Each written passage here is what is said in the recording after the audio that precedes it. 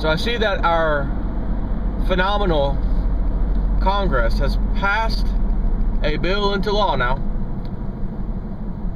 that is over $1 billion in quote aid to the smaller section of Ukraine, which is what's left of Ukraine now that Russia has had the Crimea region of Ukraine vote and join Russia. So now there's a lot less Ukraine left for Ukraine. So an interesting thing here is that it's still Ukraine, what's left of it, and keep in mind what's left of it is being ravaged, pilfered, pillaged by the bankers and the IMF. Now, the head of the IMF, as you know, is Christine Lagarde, globalist, just had her house raided for any kind of files and information relating to some kind of deal she did when she was finance minister of France before she took the IMF position, in which she gave someone, I don't know, 400, I think it was 400, I don't know if it was million or 1,000, maybe 1,000. I don't remember, a large amount of money, in which the only reason she did that was because they felt cheated because they sold a company, and then I don't know if they sold it to the state or the country, and then the country then turned around and sold it and made a lot more money. So the original person who sold it said, "Hey, that's not fair. You sold it for double what I sold it to you for. I want some money off of that." So she approved that additional money to this person. Now that's where I come from. That's sorry about your luck. For example, I just got a brand new riding lawnmower. It's a $1,200 riding lawnmower. It's actually a Troy built, 17.5 horsepower. The guy bought it in December, sold it to my dad's landlord, who works on lawnmowers and stuff, for like $350. It was used 2 or 3 times. He then was selling it. My dad said, "Oh, hold on a second. How much are you asking for this thing?" "Oh, I can get $600 out of it." Calls me up. "Yes, I'll take it. I'll be over tonight with the money to get it." So I bought a $1,200 riding lawnmower for $600. Do you think the guy who originally sold it, who spent $1,200 on it, sold it to my dad's landlord for $350 or $300, whatever it was, said, "Hey, whoa, you just sold it for twice of what I sold it to you for. I want another $100 out of this"? No.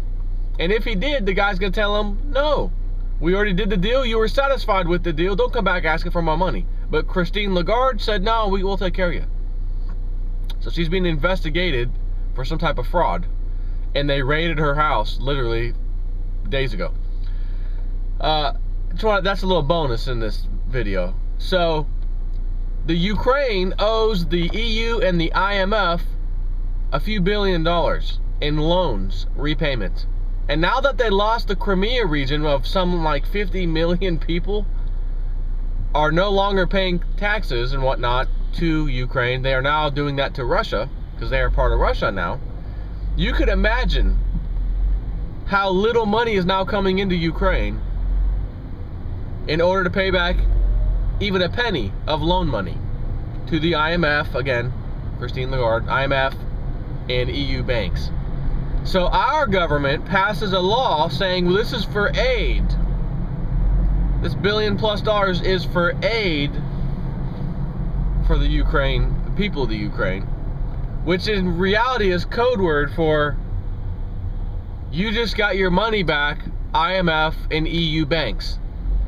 That's where the money's going.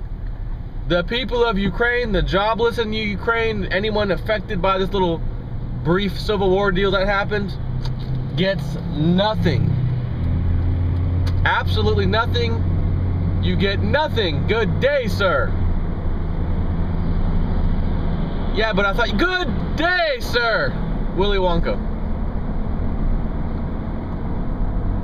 Now, I have a real problem with this when people in our own country, my mother for example, trying to find a job. She worked at the University of South Florida as a administrative assistant. She wore several hats over there, but that was probably the basic gist of most of what she did. And the department was closing down. They knew it for like 2 years. So she was trying to line something up. She thought she had another position available at USF she was going to get. They ended up giving it to someone else. So she's jobless. She had unemployment, ran out of unemployment. No more unemployment because our Congress said, no, we're not extending it. So when I hear that my country just gave over $1 billion to the Ukraine and said, well, it's aid, guys. It's aid. These people really need it. I have to say, wait a minute. There's nobody more needy that takes priority of money my country, myself, and everyone's giving than our own people in our own country. And again, in this example, my own mom, which is an American citizen for sure. And then on top of that, the money's not even going to these people. You just use it as an excuse. The money's going to repay, at least partially anyways, the IMF and the EU banks for lending money to the Ukraine that the Ukraine cannot, will not, and shall not pay back. So now you're taking $1 billion that could have went to people in our country, said no, it's more important, people are suffering even worse in the Ukraine, they've got to get it, who are not really getting it, it's going to a banker. Once again, money is being siphoned out of our pockets and given to bankers.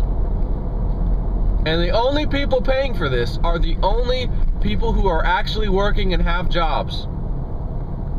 This is why anybody out there who's making money, and I don't mean scraping by, I mean making money, trying to live the American dream, or maybe one time or another could say they lived the American dream.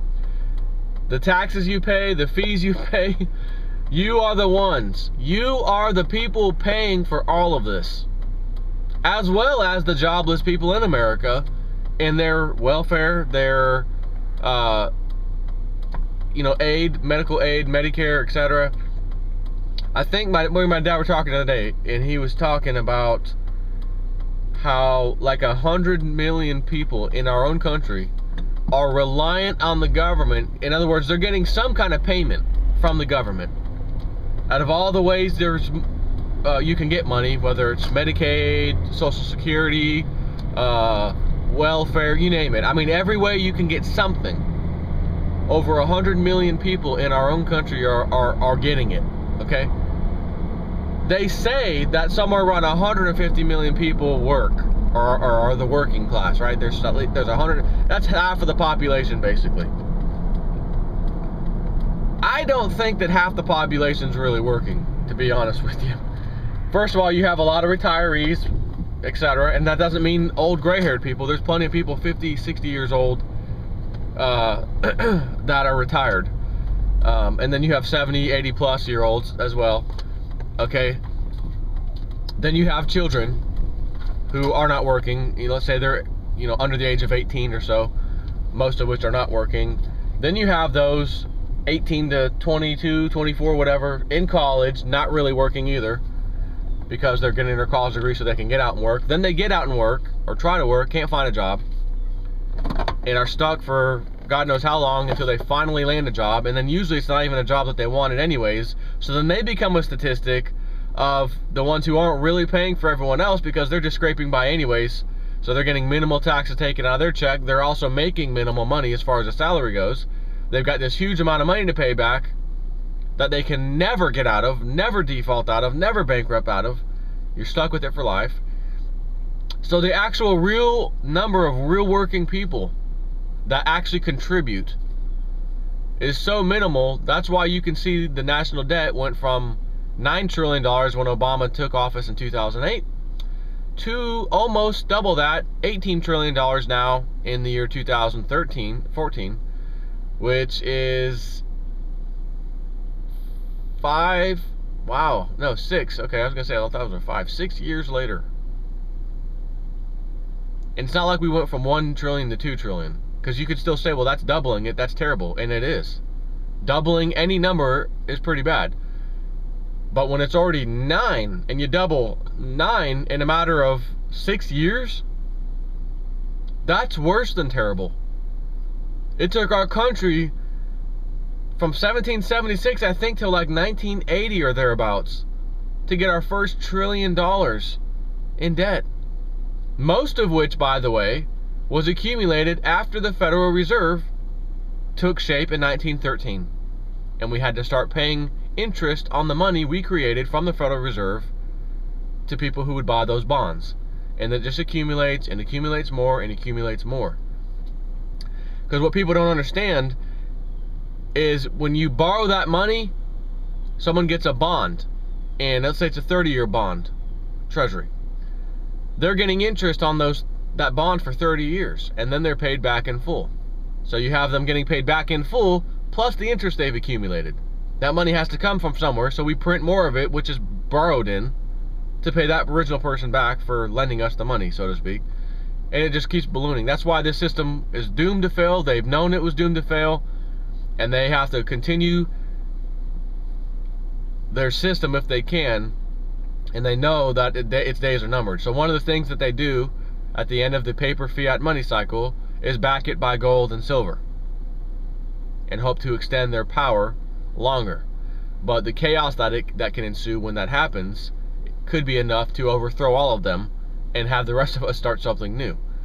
So anyways, that's all I want to share with you right now. The fact that we've just spent over $1 billion sent to the Ukraine, who will see none of it. It'll go to paying back partial loan payments to the IMF and the bankers. When they say this is the best money democracy, or the best democracy money can buy, they're not kidding. We don't even have the money, and yet we're still the cash cow. And it's not even our banks, it's the IMF and European banks. Unbelievable. Unbelievable. Take care.